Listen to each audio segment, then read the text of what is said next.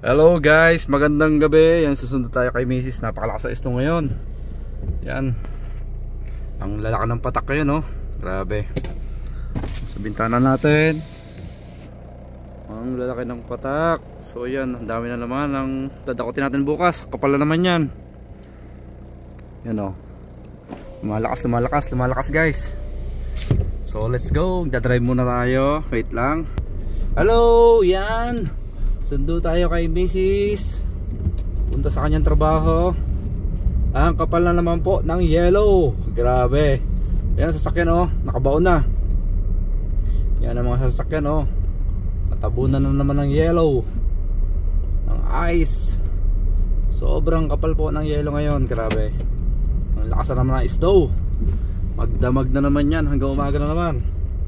Sigurado. Yan. So bibilis pa rin ng mga sasakyan, no? Kahit na ano, ang snow ay ano, malakas. Grabe, bibilis nilang patakbo. Ewan ko ba't ganun sila kabibilis ng patakbo. Grabe. High beam tayo.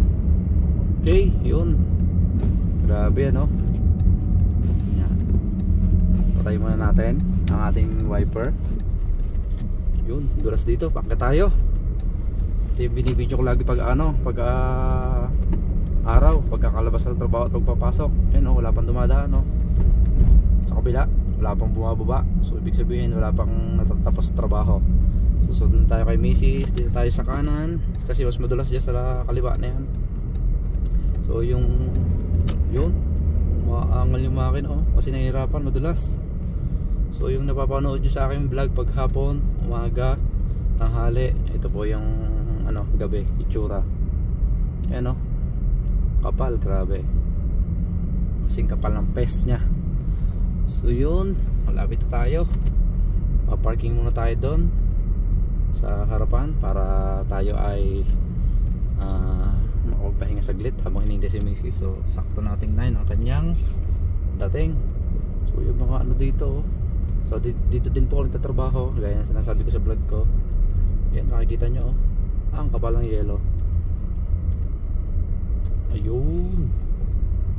Yan, dito tayo para malapit si Mrs. at hindi na maglalakad. Okay,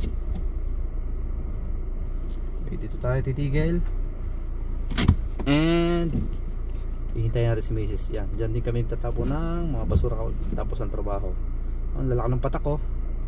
Grabe. Sobrang lamig na naman. So kita nyo ng basura dito, napaka-segregate. Kanya-kanyang ano, may plastic, may karton, may nabubulok, may hindi nabubulok, mayroong mga metal, may mga bote. Hiwa-hiwalay po siya dapat. Ganun po ang ating ano dito sa pila. Napakalinis po sa kanila. Yun lang, maraming salamat sa inyo lahat and paalam, bye bye. Nag-update lang tayo. God bless you all, keep safe.